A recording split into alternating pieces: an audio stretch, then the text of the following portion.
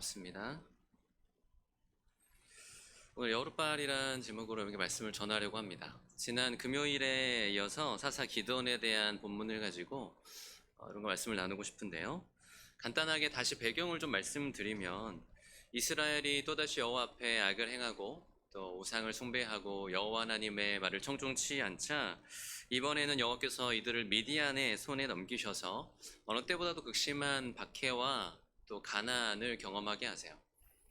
그 극심한 박해와 가난이 성경에 어떤 식으로 묘사가 되어 있냐면 메뚜기 떼가 와서 다 쓸고 가는 것과 같았다고 해요. 사실은 유목민이었던 미디안 족속들은 이스라엘에게 뭔가를 남겨두고 지속적으로 이스라엘에게서 조공을 받기보다는 기회가 있을 때마다 모두 다 빼앗아가는 방식의 그런 학대를 했던 것이죠. 그러자 이스라엘이 고통 가운데 부르짖게 되었고 여호와께서는 한 선지자를 보내셔서 이스라엘에게 그들을 어떻게 하나님께서 여기까지 인도하셨는지를 말씀하시고 그에 대비되는 이스라엘의 불순종을 고발하십니다. 근데 이스라엘은 거기에 대해서 아무런 반응을 하지 않았어요. 하나님께서 죄악을 분명히 말씀하시는데 회개하거나 애통해야 하지 않습니다. 사실 우리가 여기서 알아야 되는 중요한 사실은 뭐냐면 그들이 받고 있는 어떤 물리적인 고통과 가난보다 훨씬 더 중요하고 심각한 문제는 그들이 영적으로 완전히 무감각해져 있었다는 거예요. 그들이 영적으로 죽은 자와 같았다는 거예요. 하나님의 메시지가 선포되어도 회개할 줄 모르고 애통해할 줄 모르는 상태에 있었다는 것이죠. 여러분, 고난은 분명히 여호와께서 사용하시는 도구임이 분명하지만 단순히 고난 자체가 우리를 회개하게 하진 않는다는 걸 우리는 기억해야 합니다. 우리를 회개하게 하는 것은 언제나 하나님의 은혜입니다. 근데 이스라엘이 이렇게 회개하지 않음에도 불구하고 하나님은 당신의 구원 사역을 시작하세요. 그러니까 회개도 구원도 전적인, 우리로부터 말미암는 게 아니라 전적인 하나님의 은혜인 거죠. 그래서 하나님은 아비에셀 사람 요아스의 아들인 기드온을 찾아가시는데 우리가 너무 잘 아는 장면이죠. 그때 기드온이 뭘 하고 있었어요? 포도주 틀에 숨어서 밀을 타작하고 있었어요. 미디안 사람들에게 들키지 않으려고. 그 안에서 타작해봤자 얼마나 되겠어요? 그런데 그거라도 해서 먹고 살겠다고 좀 소심해 보이고 초라해 보이지만 숨어서 그러고 있었던 거죠. 누군가에게 보이고 싶지 않은 순간인데 하필이면 그때 여호와의 사자가 찾아온 거죠. 좀 이거 끝나고 오셨으면 더 좋은데. 찾아오셔서 대뜸 그러는 거예요. 기드온한테 큰 용사여 여호와께서 너와 함께 계시도다. 이 부분까지를 제가 지난 금요일에 설교를 했습니다. 여러분이 기드온이라면 어떠시겠어요? 내 상황이 지금 이러고 너무 초라하고 보잘것없고 누가 안 봤으면 하는 내 모습인데 거기에 오셔서 큰 용사라고. 좋으실까요, 여러분? 반감이 들지 않을까요? 기드온도 그랬던 거예요. 반감이 들었어요. 지금 이 꼴을 보면서 무슨 소리를 하는 건가? 지금 내 모습을 보면서도 큰 용사? 여호와가 함께 하셔? 그런 말이 나오나? 그래서 기도는 이제 대뜸 반문을 합니다. 여러분 13절인데 사사기 6장 여기서부터 좀 저하고 오늘 쭉 같이 눈으로 살펴보면서 들으시면 좋겠어요. 제가 읽어드리겠습니다. 13절입니다. 기도니 그에게 대답하되 오 나의 주여 여호와께서 우리와 함께 계시면 어찌하여 이 모든 일이 우리에게 일어났나이까. 또 우리 조상들이 일찍이 우리에게 이르기를 여호와께서 우리를 애굽에서 올라오게 하신 것이 아니냐 한 그 모든 이적이 어디 있나이까. 이제 여호와께서 우리를 버리사 미디안의 손에 우리를 넘겨주셨나이다. 저는 이 부분을 이렇게 읽을 때마다 뭐가 느껴지세요? 저는 기도원의 어떤 울분이 느껴집니다. 말도 안 되는 소리. 여호와가 함께 하시면 우리가 왜 이 모양 이 꼴입니까? 여호와가 우리 함께 하시는데 지금 내가 이러고 살고 있다고요? 라는 얘기를 하는 거죠. 그리고 거기서 더 나아가 어떻게까지 얘기하고 있어요? 여호와께서 우리를 버려서 미디안의 손에 넘겨주시지 않습니까? 그래서 우리가 지금 하나님 때문에 이 모양 이 꼴 된 거 아닙니까? 라고 얘기한 거예요. 그러니까 모든 책임을 사실 하나님께 돌리고 있어요. 근데 사실 이 부분을 보면서 여러분 어떤 생각이 드세요? 미디안이 이해할 수 없는 어떤 패역한 자처럼 느껴지십니까? 아니면 너무 공감이 되십니까? 전 너무 공감이 돼요. 우리들도 우리 삶에 이런 순간이 오면 뭐 내가 그동안 어떻게 신앙생활을 해왔느냐가 중요하지 않죠. 당장의 현실을 보면서 우리는 하나님께 원망을 쏟아놓을 때가 많아요. 우리 아픔과 좌절과 고통을 보면서 마치 이게 다 하나님 때문인 것처럼, 하나님이 내 기도 들어주시지 않았고 하나님이 나 도와주시지 않았기 때문에 그래서 지금 이 현실이 나에게 닥쳐온 것처럼 그런 생각이 드는 거죠. 기드온은 그렇게 생각하던 한 사람일 뿐이었어요. 이스라엘이 모두 그렇게 생각하고 있었음이 분명해요. 왜요? 그러니까 한 선지자를 통해 그들의 죄를 고발해도 회개하지 않은 거죠. 다 그렇게 생각하고 있었을 거예요. 자신들의 힘든 현실 속에서 이거 다 하나님 때문이라고. 하나님이 우리 돌보지 않아서 그런 건데 뭐 지금 회개할 힘이 있겠냐고. 우리는 어떻습니까? 근데 기드온도 다 알고 있었어요. 조상들이 애굽에서 그렇게 건진받았다고 했는데 그 이적들 다 어디 갔냐. 우리도 그럴 때 많죠. 예수님이 우리 십자가에서 구원하셨다고 하는데, 하나님이 그렇게 능력이 많다고 하는데 지금 나이가 마주한 현실 속에 그게 무슨 상관인가. 정작 나는 돌보지 않는 게 아닌가, 이런 생각이 들고, 그 구원의 이야기들이 다 가짜인 것만 같고 나에게는 전혀 해당이 없는 이야기인 것 같은 거죠. 우리는 그 정도로 참 믿음이 없는 것 같습니다. 우리는 그렇게 자주 하나님께 반기를 들고 아무리 하나님이 우리를 살피신다 말씀하셔도 당장의 현실 속에서 하나님을 충분히 원망하고 하나님께 모든 책임을 전가할 만큼 우리는 하나님을 잘 알지 못하는 것 같습니다. 부인할 수 없는 우리의 현 주소인 것 같아요. 분명히 우리가 좀 알아야 되는 게 하나 있어요. 만약 우리의 구원이 정말 우리의 믿음에 달려 있다면, 우리 믿음의 온전함과 우리의 변치 않는 신실함에 달려 있다면 우린 누구도 구원을 얻을 수 없을 것입니다. 적어도 저는 그래요. 너무 믿음이 보잘것없어요. 더 놀라운 것은 우리만 그런 게 아니라 기드온이 그렇다는 거죠. 여기 기드온이 그 우리 모습을 대표하고 있다는 거죠. 하나님께 서슴없이 분개하고 원망을 쏟아놓고 마치 모든 게 하나님 탓인 것처럼 생각하는. 그런데 하나님은 그런 기드온에게 찾아오셔서 너 그렇게 한번 원망하다가 망하라고, 한번 끝까지 나 원망하다가 그렇게 살아봐, 이렇게 얘기하지 않으세요. 그런 기드온에게 찾아오셔서 기드온을 불러주시고 사사로 삼아주시는 거예요.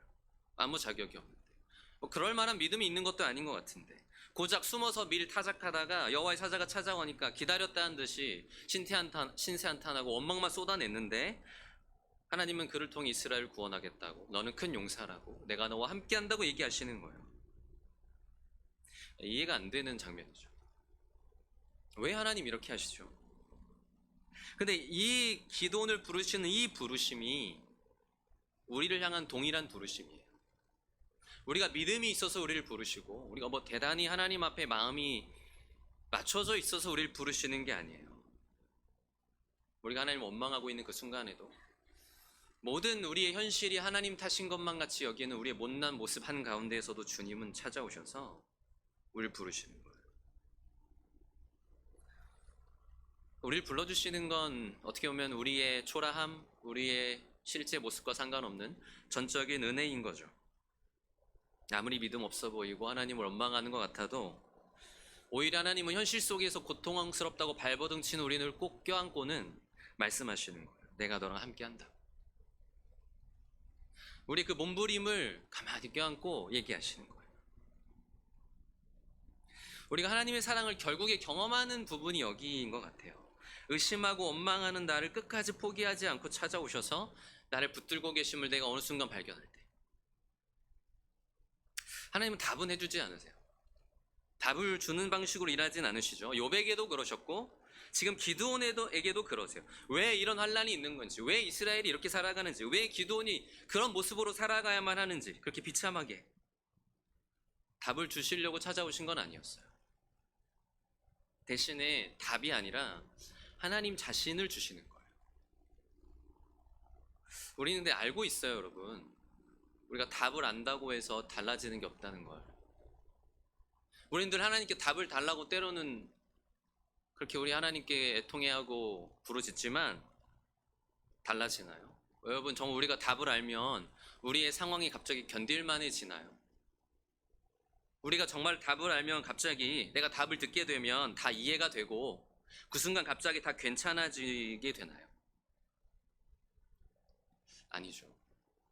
시간이 많이 걸리죠. 시간이 많이 걸려요. 그래서 하나님이 얘기하시는 거예요. 너랑 함께 할 거라고, 그 시간 동안. 기도원에게도 하나님은 그 원망스러운 의문에 답을 해주시진 않습니다. 오히려 이렇게 명령하세요. 오히려 14절을 보시면 여호와께서 그를 향하여 이르시되 너는 가서 이 너의 힘으로 이스라엘을 미디안의 손에서 구원하라. 내가 너를 보낸 것이 아니냐 하시니라. 이 말을 들은 기도는 이번에 좀 어처구니가 없는 것 같아요. 아니, 지금 나 힘들어 죽겠다는데 내 말은 듣지도 않고 가서 미디안의 손에서 이스라엘 구원하라니. 그래서 15절에 이렇게 다시 반문하죠. 15절에 오 주여 내가 무엇으로 이스라엘을 구원하리이까? 보소서 나의 집은 므낫세 중에 극히 약하고 나는 내 아버지 집에서 가장 작은 자니이다. 그러자 이번에도 여호와는 그 사정에 대해서 뭐라고 하지 않으시고 내가 반드시 너와 함께 하리니 네가 미디안 치기를 한 사람 치듯 하리라 라고 답하세요. 우린 여기서 한 가지를 발견해야 됩니다. 기드온이 얘기하는 초점과 하나님이 얘기하시는 초점이 완전히 달라요. 기드온은 계속 뭘 가지고 얘기하죠? 나 아무것도 없다고요. 내게 무엇이 있나요? 내가 무엇으로 이스라엘을 미디안에게서 구원합니까? 나 아무것도 아닌데요. 우리 집에서도 난 가장 작은 자인데요. 아마 이건 사실이었을 거예요. 과장이 아니었을 거예요. 미디안이 굉장히 소심한 자로 그려지잖아요, 성경에서. 아마 미디안은 그의 아버지 집에서 아픈 손가락이었을 가능성이 높아요. 정말 자기 현실을 너무 잘 알고 있는 거죠. 저 아무것도 없습니다. 제가 돈이 있습니까? 힘이 있습니까? 능력이 있습니까? 담대합니까? 무기가 있습니까? 이스라엘이. 뭘로 구원합니까, 대체? 제가 어떤 사람인지 아시고 하는 얘기예요. 저 집에서도 인정 못 받아요. 미디안의 진심이었을 거예요. 그런데 하나님은 뭐라고 얘기하세요? 네가 무엇으로 구원하는 거 아니라 내가 너랑 함께 하는 거야. 하나님의 초점은 여기 있는 거예요. 내가 반드시 너와 함께 하리니 네가 미디안 사람 치기를 한 사람 치듯 하리라. 이 말씀은 이 기도는 계속 자기가 어떤 가진 것에 초점을 맞추고 자기 자신에게 초점을 맞추지만 하나님은 그거 말고 나에게 초점을 맞추고 하나님께 초점을 맞춰. 하나님이 하신 일과 하나님이 하실 일에 초점을 맞추라고 얘기하시는 거예요. 하나님이 함께 하시는 그거 하나면 된다. 네가 누구든 네가 얼마나 초라하게 느끼든 아무리 너의 조건과 자원 너의 가진 것이 보잘것 없어 보여도 하나님이 함께 하시면 된다. 그게 전부라는 거예요. 우리의 자원, 우리의 힘과 능력으로 하나님의 일을 하는 게 아니라 여호와의 함께 하심으로 하는 것입니다.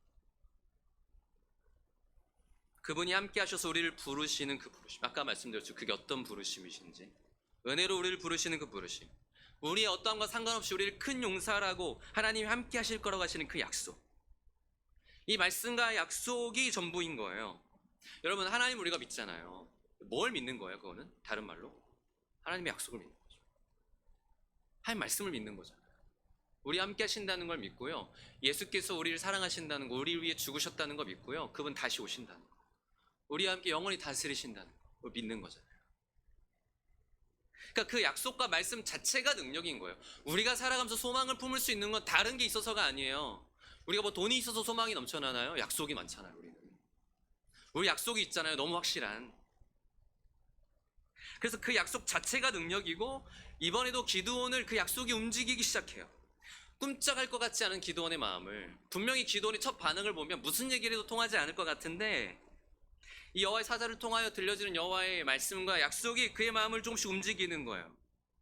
그래서 기드온이 이제는 더 이상 이것을 이 여호와의 말씀을 계속 밀어낼 수만은 없는 것 같은 거예요. 계속 이것을 거부하고 밀어낼 수만은 없겠는 거예요. 단순히 자기가 듣고 있는 이것이 자기 착각이거나 환상이라고만 치부할 수는 없겠는 거예요. 그런데 여러분, 그렇다고 해서 하나님 이렇게 약속하시면 갑자기 우리에게 없던 확신과 100%의 믿음이 생겨납니까? 당장 그 다음날부터 우리가 은혜 받으면 막 100% 변해요, 우리가? 전혀 아니거든요. 똑같거든요, 사실. 그러니까 기드온에게 가지고 있는 원래 이 사람이 가진 그 소심함과 두려움은 그대로 있어요. 아직 마음이 움직일 것 같은데 그 행동으로 가려면 아직 멀은 거예요. 근데 기도는 아는 거예요. 이 지금 하나님의 부르심과 약속이 진짜면, 아니 이게 진짜면 나 여기에 인생 걸어야 된다. 이게 진짜면 내가 완전히 다르게 살아야 된다는 거. 왜냐면 지금까지 기도원에겐 뭐가 진짜예요? 자기 눈앞의 현실이 진짜예요. 근데 하나님이 진짜라면 현실을 따라갔던 내 모습이 아니라 하나님을 따라가는 삶을 살아야 되는 거잖아요.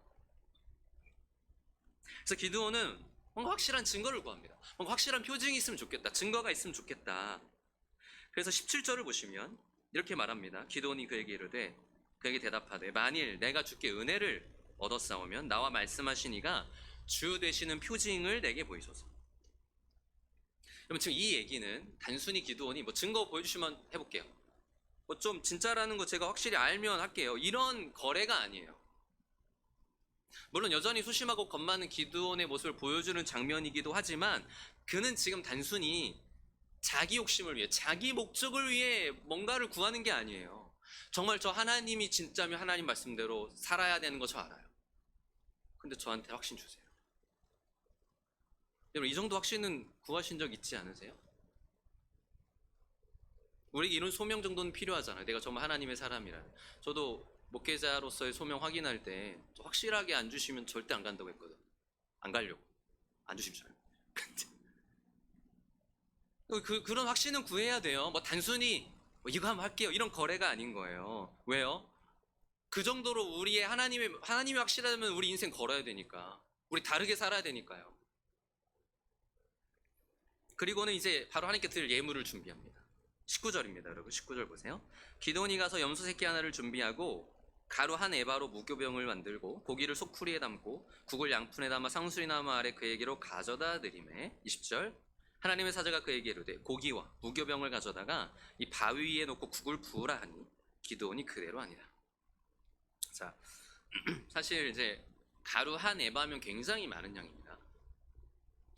이게 뭐 현재적 수치와 완전히 맞아떨어지진 않겠지만 20kg가 넘어요. 1kg 가루면 얼마나 많이 만들 수 있는지 아시죠? 근데 이 가루 한 에바로 만든 무교병과 염소 새끼를 잡은 제물을 드렸어요. 사실 저는 여기서 좀 의문이 들어요. 제가 여기에 써놓진 않았지만 이 부분을 보면서 어디서 났지 이게? 이 많은 게? 아니 포도주 틀에 앉아가지고 그거 좀 먹겠다고 밀 까부리던 그죠? 밀을 타작하던 근데 에바가 있어요? 좀 이거 보면서 좀 그런 생각이 들었어요.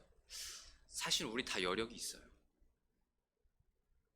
근데 나를 위해 아껴두는 만약을 위해서.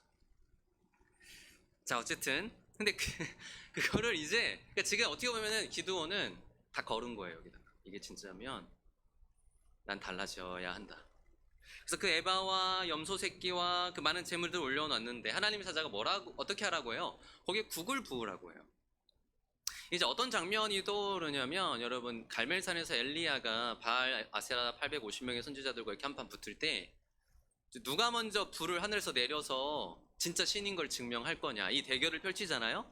근데 이제 아무리 바알 선지자들이 막 별 난리를 쳐도 불이 내려오지 않으니까 이제 엘리야가 이렇게 보고 있다가 이제 내 차례지 하고는 이제 어떻게 하라고 해요? 자기 재물에 물을 갖다 부으라고 해요. 물을 3통이나.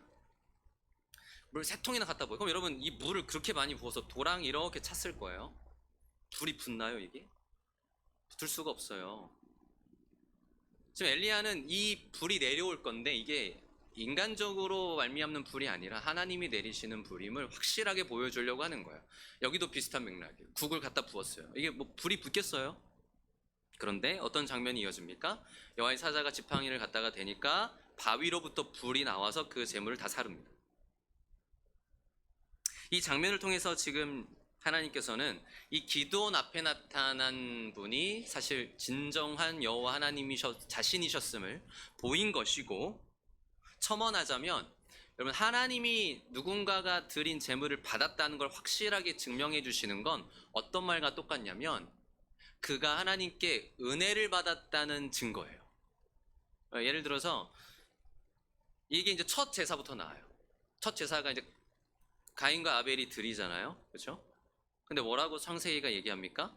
아벨과 그 제물은 받으시고 가인과 그 제물은 받지 않으셨다. 거기서 나오는 표현도 그런 의미인 거예요. 그러니까 지금 기도원이 드린 제물을 받으셨다는 건 그가 지금 여호와 하나님께 은혜를 입었다는 증거예요. 그러니까 기도원이 뭔가 징표를 자기에게 달라고 한 말씀을 응답해 주시고 이루어 주신 거예요. 그런데 이렇게 바위에서 불이 나오니까 기도는 또 겁이 났어요. 기도는 겁쟁이 맞거든요. 그래서 굉장히 겁이 났어요. 그래서 두려움에 사로잡힙니다. 그래서 22절을 보세요. 기도원이 그가 여호와의 사자인 줄 알고 이르되 슬프도소이다. 주 여호와여, 내가 여호와의 사자를 대면하여 보았나이다.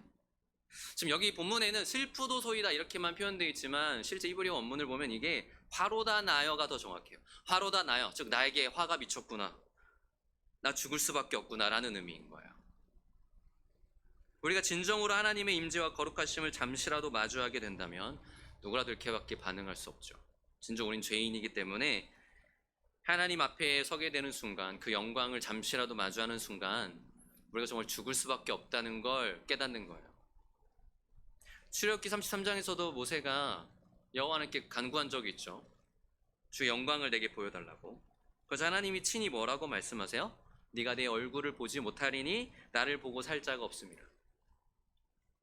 그래서 하나님이 심지어 모세를 이렇게 바위 틈에 이렇게 가리시고 지나가시잖아요.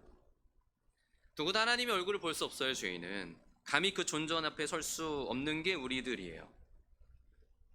두려움에 사로잡힌 기도원에게 그런데 여호와께서 이렇게 말씀하세요. 23절입니다. 굉장히 중요한 부분인데 하나님이 너는 안심하라, 두려워하지 말라, 죽지 아니하리라 라고 말씀하세요. 이 부분이 원어로는 샬롬이라는 말이 먼저 나와요. 샬롬 레카 해서 너에게 샬롬이 있으리라, 네가 죽지 아니하리라, 두려워하지 마라. 지금 주님은 연약하고 초라한 기도원에게 친히 찾아오셔서 진짜 죽을까봐 미디안의 눈을 피해 몰래 찾아가던 기도원에게 찾아오셔서 그 불안과 두려움 한가운데서 샬롬을 선포하고 계시는 거예요. 사실 기도원도 그래서 24절을 보시면 그곳에 제단을 쌓고 그 이름을 여호와 샬롬이라고 이름을 짓습니다. 굉장히 중요한 장면이에요. 여러분, 기도원이 여기서 지금 깨달은 거예요. 무엇을요? 아, 진짜 결국 나에게 필요한 게 이거였구나. 여호와 샬롬이었구나. 나는 내가 미디안 때문에 죽을 것 같았다고 생각했는데, 이 현실 때문에 내가 죽을 것 같다고 생각했는데 난 내 죄 때문에 죽는 거예요. 나는 그래서 이 현실에서 건짐을 받고 미디안의 압제 가운데서 건짐을 받는 게 구원이라고 생각했고 가난에서 벗어나는 게 구원이라고 생각했는데 그것 때문에, 이 가난과 압제 때문에 내가 비참한 게 아니라 내가 죄인이어서 비참한 거예요. 미디안 이것을 깨달은 거예요. 그 비참함을 깨닫게 됐고 죽을 수밖에 없음을 깨달았는데 하나님이 뭐라고 하고 계시는 거예요? 샬롬을 얘기하시는 거예요. 네가 죽지 아니하리라. 네가 죽지 아니하리라. 우리 왜 두려워하죠? 왜 이렇게 기도원은 두려워하고 불안해한 거죠? 죽을까봐 그런 거 아니에요? 혹은 죽음과 같이 힘든 일이 나에게 일어날까봐 그러는 거 아니에요? 근데 하나님이 얘기하시는 거예요. 너 죽지 않는다. 내가 너와 함께한다. 예수님께서도 나사로가 죽었을 때 그런 말씀하시잖아요. 나는 부활이요 생명이니 나를 믿는 자는 죽어도 살겠고 무릇 살아서 나를 믿는 자는 영원히 죽지 아니하리라. 우리에게 어떤 말씀인지 알죠? 기도는 이걸 깨달은 거예요. 아, 현실이 아니라 하나님이구나. 내가 정말 건짐을 받아야 하는 것은, 내가 정말 바라봐야 하는 것은, 내가 정말 화평을 누리고 내가 구원을 받아야 하는 분은 하나님입니다. 단순히 미디안이 아니고. 여러분, 이 샬롬을 누리고 계십니까? 이 하나님과의 화평을, 하나님과의 샬롬을 경험하고 있나요? 물론 우리를 힘들게 하는 현실은 변하지 않을 거예요. 그리고 우리는 여전히 현실 때문에 내 삶에 샬롬이 없다고 생각할 거예요. 내 삶이 이 현실 때문에, 저 어떤 내 눈앞에 있는 현실 때문에 평안이 없다고, 내 삶에 평안이 없다고 아마 생각할지 몰라요. 하지만 정말 그냥 그게 해결되면 우리가 진짜 평안을 누릴까요? 그냥 단순히 그게 해결되면, 뭐 우리에게 돈이 좀 있으면, 우리에게 좀 힘이 있고 우리가 생각하는 문제들이 해결되면 정말 우리 영혼은 샬롬을 누릴까요? 아니죠. 그 문제들이 우리의 근본적인 죄의 문제를 어찌할 수 없어요. 우리의 상황이 좀 나아진다고 해서 그게 우리 안에 있는 근본적인 죄의 문제, 우리가 정말 샬롬을 누리지 못하게 하는 문제를 해결해 줄 수는 없어요. 진정한 샬롬은 이렇게 그 현실 한가운데에 찾아오셔서 우리와 함께 하시겠다고 약속하시며 우리에게 샬롬을 말씀하시는 하나님을 발견할 때만 주어지는 것입니다. 그리고 이 사건이 있던 바로 그날 밤에 여호와께서는 지체하지 않으시고 이제 이것을 깨달은 기드온에게 가장 먼저 그가 무엇을 해야 되는지를 명령하세요. 이제 여기부터가 오늘 우리가 읽은 25, 26절입니다. 이제 시작할게요. 네, 이제 여기서부터가 25절, 6절이에요. 그러니까 하나님은 지체하지 않으세요. 이 샬롬을 깨달은 기드온에게 이제 네가 제일 먼저 해야 되는 게 무엇인지를 얘기하시는데 한번 눈으로 보세요. 제가 요약해서 말씀드리면 이런 거예요. 너의 아버지 요아스 집에 있는 그 바알의 제단 다 허물고 아세라상을 찍어버려라. 그리고 그것을 가지고 여호와를 위한 제단을 오히려 쌓고 그 위에 아버지의 둘째 수소로 하나님께 제사를 드려라. 이게 이제 명령의 요지예요. 여러분 일단 우리가 생각해야 되는 건 이거예요. 우리가 진정으로 하나님의 은혜를 경험한다면 우리 그럴 때 있잖아요. 하나님께 어떤 정말 깨닫게 되고 은혜를 경험하게 되고 하나님 우리가 인격적으로 만나게 되었을 때 우리는 이렇게 하면 안 돼요. 아 그럼 진짜 내가 다음부터는 잘 해야겠구나. 내가 정말 내년부터는 아니면 좀 나중에는 좀 바뀌겠지. 우리 그렇게 생각할 때 많거든요. 근데 그렇게 생각할 수 없어요. 나중에 되겠지. 참 어리석은 생각이죠. 때로 우리에게 있어서 정말 중요한 것은 우리가 하나님을 만난 그 순간부터 우리가 하나님의 은혜를 정말 경험한 그 순간부터 지체하지 않고 우리가 해야 할 일을 해야 된다는 거예요. 근데 여러분 제가 그렇다고 해서 여러분에게 뭐 우리가 당장에 대단한 예배자가 되고 완벽한 어떤 경건한 사람이 되고 뭐 정말로 하나님 앞에 의로운 자로 바로 100% 바뀐다는 게 아니에요. 그럴 수 없어요. 우리는 그런 존재가 아니에요. 우리가 만약에 그런 존재가 되려 한다면 초점을 잘못 맞추는 거예요. 우리가 그러려고 한다면 아마 우리는 오히려 가식과 위선에 빠지고 말 거예요. 그걸 하라는 게 아니라 지금 하나님이 여기 기도원에게 명령하시는 것 같아요. 지체하지 않고 우리는 우리 안에 있는 우상을 허물기 시작해야 돼요. 하나님이 진짜라는 걸 정말 경험했다면 그 하나님을 정말 만났다면 우리가 당장에 미루지 말아야 하는 일은 우리 안에 세워놓은 그 우상 숭배의 제단을 허무는 것이고 그 우상을 찍어버리는 것입니다. 좀 과격하죠 표현이. 근데 그 정도로 과감해야 돼요. 이 부분은 외부의 적 미디안과 당장 나가 싸워서 그들에 대해 승리하는 게 절대 먼저가 아니었던 거예요. 자기들 안에 있는 우상 숭배의 제단부터 허물라고 지금 주님이 얘기하시는 거예요. 그게 먼저라고. 그리고 그건 절대 미룰 수 없는 일이라고. 오죽하면 하나님이 다음 날도 아니라 그날 밤에 찾아오셔서 얘기하셨겠어요. 정말 많은 경우 우린 이 일을 지체해요. 계속 미뤄요. 나중에 하지 뭐. 언젠가 그렇게 되겠지. 하나님의 은혜를 경험하고도 그 용서와 샬롬을 맛보고도 하나님의 왕되심을 안다고 하면서도 그 우상 숭배의 제단을 계속 두는 거예요. 우리 안에. 왜 그럴까요? 여러분은 아실 거예요. 너무 아깝거든요. 너무 아깝거든요. 그거 없으면 삶에 낙이 없거든요. 그러면 안 돼요. 우리 안에 우상을 계속 둔다는 건 무슨 말과 똑같냐면 하나님이 내 삶에서 간섭해서는 안 되는 영역이 있다. 우리 안에 계속 그 영역을 두겠다는 건 내 삶에 하나님이 다스리실 수 있는 영역이랑 그럴 수 없는 영역을 내가 구분해 놨다는 거예요. 이게 무슨 말과 똑같아요? 내가 아는 머리로 아는 신앙과 실제 내 삶의 이 간극이 계속 벌어진다. 그러니까 어떻게 돼요, 여러분? 불안해요. 하나님이 불편해지는 거예요. 하나님이 간섭하면 안 되는 영역이 있으니까. 여기가 내 진짜 즐거움의 자리거든요. 그 우상이. 하나님을 즐거워하는 게 아니라 여기에서 즐거움을 찾아요. 이게 내 행복을 준다고 자꾸 이 우상이 우리에게 속여요. 그럼 하나님 점점 어떤 분이 돼요? 불편한 분이 되는 거예요. 하나님을 즐거워하는 게 아닌 거예요. 자꾸 하나님을 멀리하고 싶은 거예요. 하나님 여기까지 오지 마세요. 그럼 우리가 어떻게 하나님의 다스리심을 받습니까?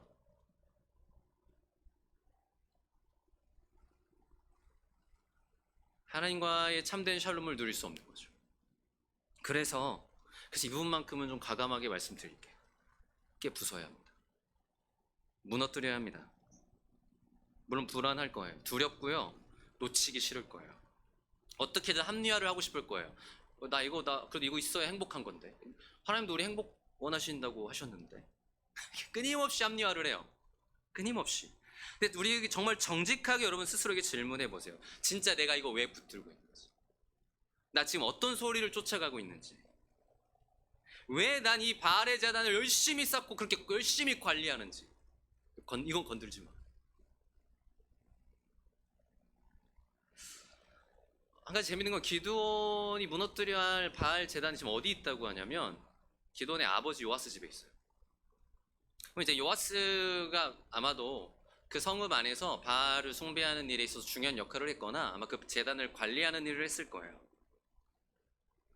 왜 여러분이 요아스나 그 성읍 사람들이 이렇게 버젓이 하나님을 믿는다고 하는데도 그 마을 한가운데 성읍 한가운데 바알의 제단을 쌓고 그걸 관리하고 있습니까? 그렇게 애지중지? 하나님을 버리려고요? 하나님 믿지 않아서요? 아니에요. 수없이 말씀드렸지만 하나님은 알지만 또 다른 현실적인 내 안전장치와 내 즐거움과 풍요로움을 놓칠 수가 없는 거예요. 그래서 이 바알과 아스타롯이라는 그들을 섬기면 농사를 더 잘 짓게 해주고 소출이 많아지게 해주고 우리를 풍요롭게 해줄 거라고 믿는 것을 놓지를 못하는 거예요. 다 바알 믿는데 다 아스타롯 믿는데 주변 보니까 근데 내가 이 바알을 섬기지 않아? 그럼 나 망하면 어떡해? 그러다 내가 가난해지면 어떡하지? 내가 남들보다 더 못 살면 어떡하지? 불안한 거예요. 우리의 불안함과 똑같죠?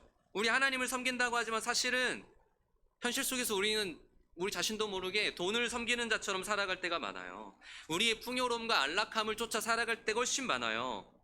그게 이 세상의 어떤 것들이 나의 잘됨을 약속해 준다고 믿어요.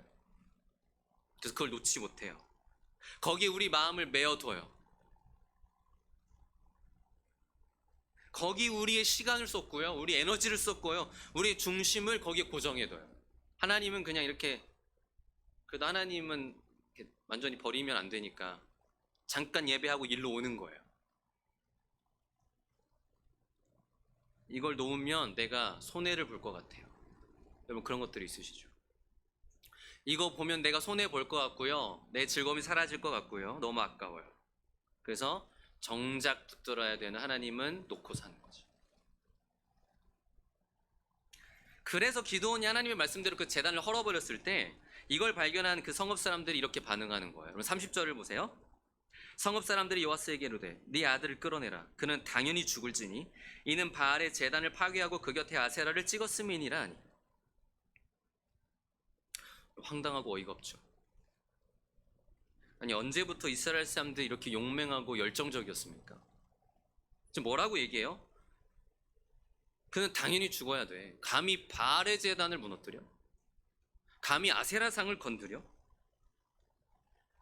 지금 그 무너진 바알의 제단을 보면서 열을 올리는 거예요. 아니 도대체 이들이 언제 그럼 애초에 무너져 있던 하나님의 제단에 대해서는 왜 이런 열심을 보이지 않죠? 애초에 무너져버린 자신들과 하나님과의 관계에 대해서는 왜 이런 관심이 없는 거죠? 지금 이 시간 성경을 읽어보시면 이른 아침 아침부터 가서 본 거예요. 잘 있나? 내 바알 제단 잘 있나? 왜 이렇게 부지런을 떠는 거예요? 큐티는 안 하는데 바알 제단 잘 있나 보고 이거 무너져 있으니까 좀 화가 여기까지 난 거예요. 너무 적극적으로 나서서 이거 당장 죽여야 된다고. 왜 이렇게 적극적이죠? 자기 이익이 침해당해서 그래요. 저기서부터 내가 이익을 얻는 건데 저게 내 이 세상에서 안전장치고 저거 내가 얼마나 애지중지 관리해 왔는데 자기들의 안전이 위협받는다고 생각하고 이익이 침해당한다고 생각하고 그 애지중지 해오던 바알의 제단과 아세라상이 무너진 걸 보니까 화가 난 것입니다. 여러분 이게 남의 얘기인가요? 우리 모습 아닙니까?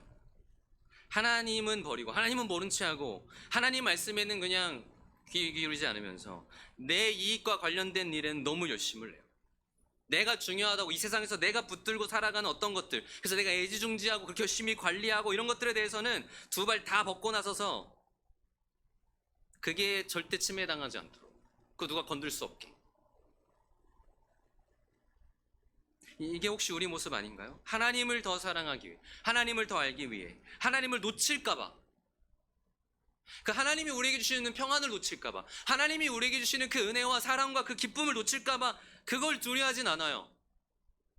마치 없어도 살 수 있는 사람처럼 살아가요. 그런데 왜 이 세상의 것은 하나라도 놓칠까봐 불안해하고 그렇게 두려워합니까? 그게 뭐라고요? 우리 좀 의심해야 되는 거 아니에요? 내가 이게 뭐라고 이렇게 살지? 내가 이게 뭐라고 하나님조차 모른 척하고 이렇게 살지? 왜 우린 그저 지나갈 뿐인 세상의 것들을 붙잡느라 영원한 하나님은 붙들지 않는 걸까요? 오늘 우리를 그렇게 만드는 바알 제단은 무엇입니까? 이거 꼭 큰 거 아닐 수 있어요. 여러분, 오늘 뭐 때문에 하나님 놓치고 살아가세요? 뭐 쇼츠 보느라 놓치는 거예요? 뭐 주식 보느라 놓쳐요? 그냥 TV 보느라? 이거 별거 아닐 수 있어요. 꼭 돈, 권력 대단한 거 아닐 수 있어요. 그 찾으셔야 돼요. 질문하셔야 돼요. 의심하셔야 돼요. 내가 뭘 붙드느라 하나님을 놓치지? 그리고 그거 무너뜨리셔야 돼요. 과감하게. 진짜 내 삶에서 하나님을 보지 못하게 하는 게 뭔지, 하나님께 귀 기울이지 못하게 하는 게 뭔지 좀 찾으세요. 그것부터 하셔야 돼요. 하나님은 기도원에게 이것부터 하라고 하셨어요. 심지어 이 바알자단과 아세라상이 어디 있었다고요? 기도원의 아버지 집에 있었어요. 요아스 집에. 근데 여러분, 기도원은 이스라엘의 역사를 알고 있는 사람이에요. 왜냐하면 천사가 찾아와서, 여호와의 사자가 찾아와서 큰 용사여, 여호와께서 너와 함께 계시도다 하니까 대뜸 기도원이 뭐라고 반박했어요? 여호와 함께 계시면 왜 우리가 이 모양이냐고 하면서 전에 조상들이 애굽에서 나올 때 함께 하신 그 이적 어디 갔냐고. 그럼 지금 기도는 뭘 아는 거예요? 이미 그걸 다 들어 아는 거예요, 이스라엘 역사를. 누구한테 들었겠어요? 아버지한테 들었죠. 그 성읍 어르신들에게 들었겠죠. 근데 막상 그 아버지랑 어른들은 뭐 하고 있어요? 바알 숨기고 있어요. 바알 제단 관리하고 있어요. 애지중지하면서. 기도원이 정말 배운 건 무엇일까요? 여호와 경외일까요? 바알 숭배일까요? 오늘 우리는 무엇을 다음 세대에게, 우리 자녀들에게 가르쳐주고 있습니까? 오늘 우리는 무엇을 우리 이웃들에게 보여주고 있습니까? 오늘 나의 삶은, 오늘 내가 정말 가치 있고 중요하게 여기는 것은 무엇을 말하고 있죠? 여러분 마음의 주인이 누구죠?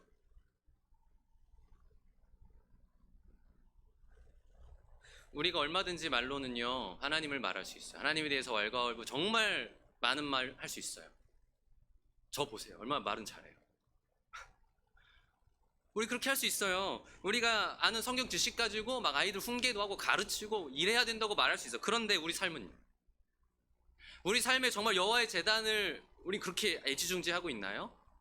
아니면 말은 그렇게 하는데 사실 우리는 또 가서 바로 바알의 제단을 잘 있나 확인하고. 우리 삶은 무엇을 말합니까? 정말 진지하게 질문해야 돼요. 질문할 게 많죠. 정말 여러분 스스로에게 계속 질문하셔야 돼요. 사랑하는 여러분, 신앙은 우리가 아는 바를 행하는 거예요. 행함이 없는 믿음은 죽은 것이니라는 야고보서 말씀처럼 어쩌면 오늘 우리에게 필요한 건 뭔가를 더 아는 게 아니라 이미 우리 충분히 알잖아요, 사실. 여러분 몰라서 그런 거 아니잖아요. 이미 하나님이 분명히 우리에게 알게 하신 거를 해야 되는 거예요. 그 진리를 살아내야 되는 거예요. 하나님이 우리에게 분명하게 알게 하시는 거예요. 여러분 확실한 게 있으면 그거 행하지 않으세요? 여러분 하다못해 건강이 안 좋은데 이거 먹으면 확실히 낫는데 그럼 바로 안 드세요? 바로 하잖아요. 근데 하나님이 그렇게 확실하다고 하시는데 우리 그거 해야 되지 않을까요? 완벽하진 않아도 돼요. 여전히 두려울 거예요. 여전히 믿음으로 그렇게 하나님 말씀대로 살면 내가 현상 유지도 못할 것처럼 느껴질 거예요. 그러나 내가 남들보다 못하면 어떡해? 두려워요. 자꾸 다른 사람 시선 두려워요. 이 세상에서 내가 좋아하는 거 그러다 누리지 못할까 봐 두렵고요. 그래서 전전긍긍해요.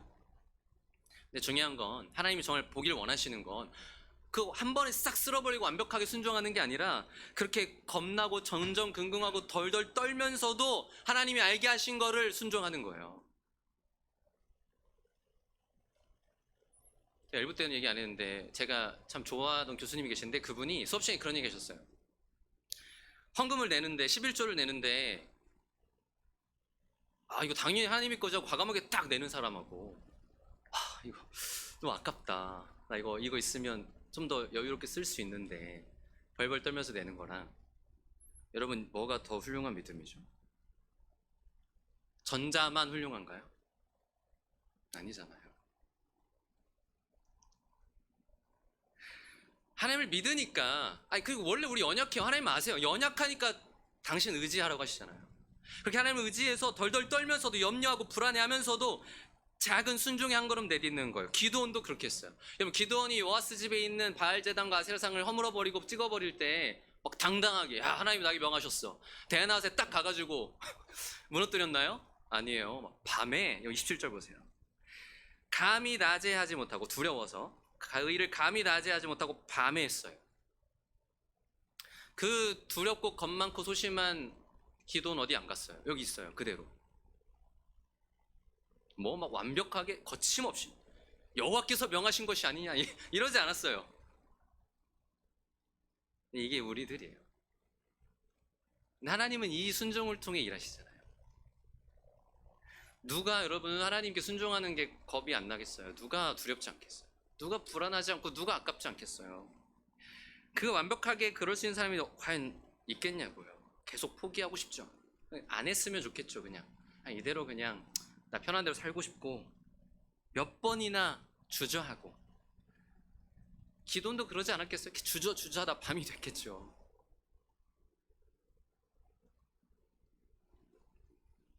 하지만 불완전해도 그게 진짜인 걸 아니까 순종하는 거예요. 그 행함을 통해 하나님 저 정말 믿음은 없는데 저 하나님 정말 사랑해요. 그 마음을 하나님 아시는 거예요. 그럼 하나님이 진짜인 거 믿으십니까? 여호와의 말씀을 진리임을 믿으시죠? 진짜인 걸 해야죠. 그러면 하나님이 우리를 오늘 기드온 이야기의 결말로 이끄실 거예요. 요아스는 이제 기드온을 통해 바알의 제단이 무너진 걸 보고 자기 아들 기드온이 공경에 처한 걸 알았어요. 그래서 마을 사람들이 이거 다 죽여야 된다 이러니까 31절에 보시면 31점 좀 뒷부분을 보시면 요아스가 이렇게 말합니다. 바알이 과연 신일진데 그의 제단을 파괴하였은즉 그가 자신을 위해 다툴 것이니라. 무슨 말이에요? 바울이 진짜 신이면 그의 제단 파괴한 놈 그냥 두겠냐? 바울이 싸울 거다. 바울한테 맡기자. 요아스가 이것을 의도했든 안 했든 결국 요아스의 이 말은 바알이 얼마나 무능력하고 아무것도 아닌지를 드러내는 얘기가 됩니다. 왜요? 바알이 아무것도 안 하거든. 바알의 제단이 무너졌는데 바알은 아무것도 안 해요. 그 제단을 무너뜨린 기도는 멀쩡해요. 오히려 이제 다음에 보시면 아시겠지만 이제 나가서 싸워서 승리하거든요. 그리고 그날부로 기드온의 이름이 32절처럼 기드온을 이렇게 부릅니다. 우리 여기 32절 한 번 더 같이 읽어볼까요? 32절입니다. 시작. 그날의 기드온을 바알이 그와 더불어 다툴 것이라 함이었더라. 아멘. 여룻바알, 바울이 그와 더불어 다툴 것이라. 이 이름은 결국 어떤 상징이 되겠어요? 기드온을 볼 때마다 저 여룻바알을 볼 때마다 제 바알 제단 무너뜨렸는데 멀쩡하네. 잘 나가네. 잘 나간다는 거 안 할게요. 그 여룻바알을 볼 때마다 어떤 상징이 되는 거예요? 바알의 무능력함과 하나님의 승리, 하나님의 능력을 드러내는 이름이 되어버리는 거예요. 이스라엘이 그렇게 놓지 못했던 거, 저 바알 제단 무너지면 어떻게 될까봐. 근데 어떻게 됐나요? 이게 우리가 가진 두려움이잖아요. 이거 어떻게 될 것 같잖아요. 우리 망할 것 같잖아요. 아니라는 거예요. 진짜 망하는 건 하나님 놓는 거죠. 물론 하나님이 우리가 놓아도 잡고 계세요. 근데 여러분, 기드온이 어떻게 해서 이 여룻바알이라는 별명을 얻었어요? 정말 담대하고 완벽하고 정말로 호기롭게 가서 순종하여 믿음의 싸움을 대차게 싸웠나요? 아니죠. 순종 물론 하긴 했지만 두렵고 떨면서 겨우 했잖아요. 근데 하나님이 그 순종을 통해 이렇게 일하시는 거잖아요. 그 믿음을 가지고 그를 여룻바알로 세우시는 거잖아요. 바알의 무능력함을 드러낼 수 있게. 하나님 우리에게도 그런 은혜 주실 거예요. 그 동일한 얘기를 오늘도 우리에게 계속 펼쳐가고 계세요. 우리는 불완전하고 연약해 보이지만 우리의 작은 믿음의 순종 하나를 통해 이 세상이 말하는 그 우상들, 이 세상이 힘이라 말하고 그것을 붙들라고 말하는 그 바알의 제단이 얼마나 무력한 것인지를 드러내시고 하나님의 승리를 이 세상으로 보게 하시는 거예요. 겁 많고 소심하고 연약함의 대명사와 같은 기드온에서 바알이 싸워야 하는, 즉 바알과 싸우는 큰 용사인 기드온으로 여룻바알로 그를 세워가시는 하나님의 모습이고,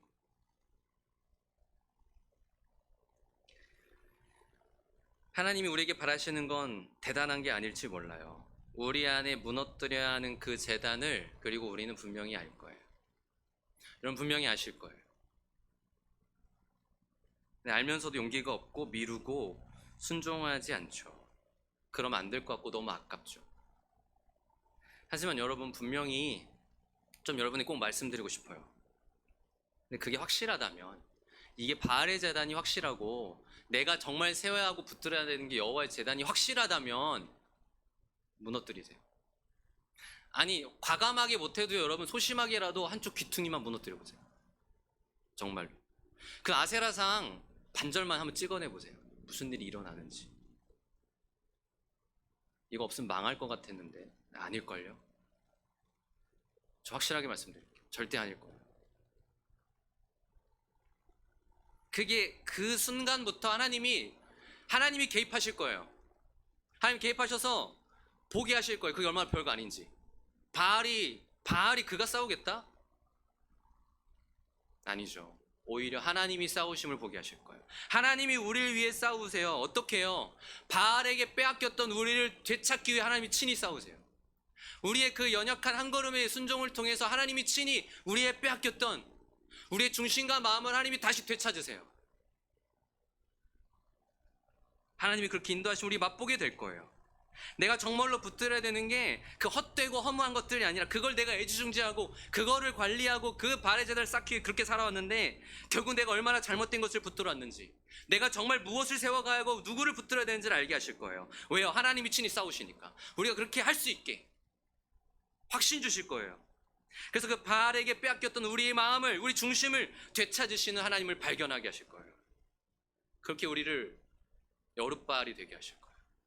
우리를 보면서 정말 바알은 아무것도 아니야. 이 세상이 말하는 그것들이 사실은 아무것도 할 수 없는 거였구나. 정말 하나님이구나. 하나님이 그렇게 증거하실 거예요. 말씀하실 거예요. 너는 내 거라고.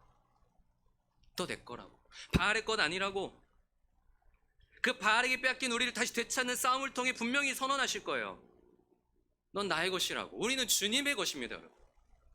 우린 주님의 것이에요. 다른 어떤 것도 우리를 결정할 수 없고 어떤 것도 흔들 수 없어요. 친히 우리를 위해 싸우시는 하나님으로 인해서 우리의 삶이 나는 연약하지만 여룻바알로 드러나는 삶을 살게 하실 거예요. 바알의 무능력함을 드러내는, 하나님의 능력과 승리를 드러내는 그런 우리의 삶을 살게 하실 것입니다. 이것이 우리의 삶 가운데 밤에라도 펼쳐지기를 주님의 이름으로 축원합니다. 다 같이 일어나셔서 예수로 살리 함께 찬양하겠습니다.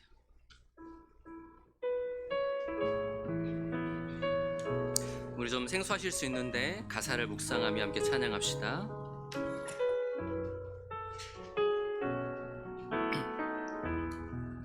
계절